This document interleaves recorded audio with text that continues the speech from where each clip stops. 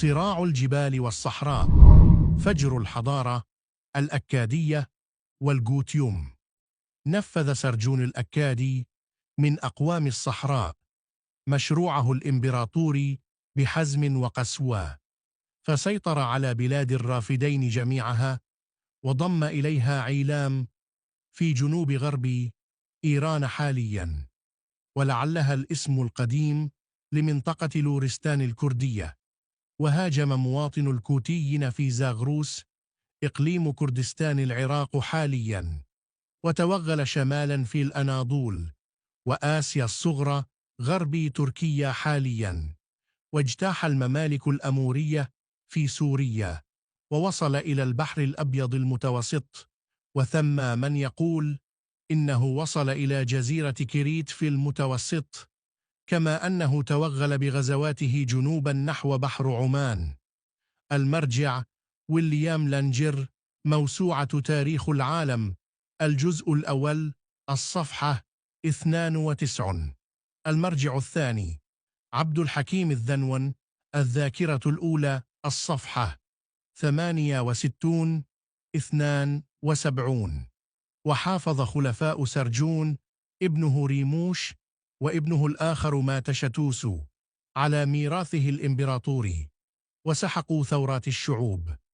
غير أن حفيده نارامسين بن منشتوسيو الذي حكم بين 2260 و 2223 قبل الميلاد كان الأبرز في هذا المجال، إذ أعادت الشعوب الثائرة بالحديد والنار إلى بيت الطاعة الأكادي، وضم منطقة اللولوبيين من أجداد الكرد في جبال زغروس إلى إمبراطوريته، كما ضم إليها المناطق الجبلية الشمالية التي عرفت بعدئذ باسم أرمينيا، واتخذ لقب شارة كبرات أربعيمو ملك الجهات الأربعة، ولقب شارجشاتي ملك العالم.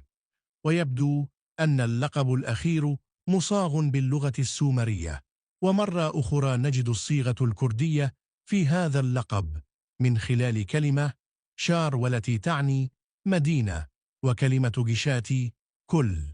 المرجع عبد الحميد زايد، الكتاب الشرق الخالد، الصفحة 65. وكذلك عبد الحكيم الفنون.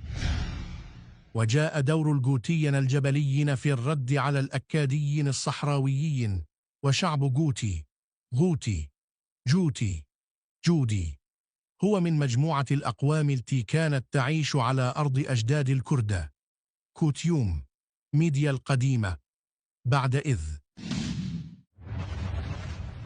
وحسب رأي أغلب الباحثين كان الجوتيون يعيشون شرقي منطقة لولو، ولعلها منطقة لورستان، ويبدو أنهم كانوا الأكثر تماسكا وقوة بين فروع أجداد الكرد حينذاك، فكانوا الأقدر على الثورة.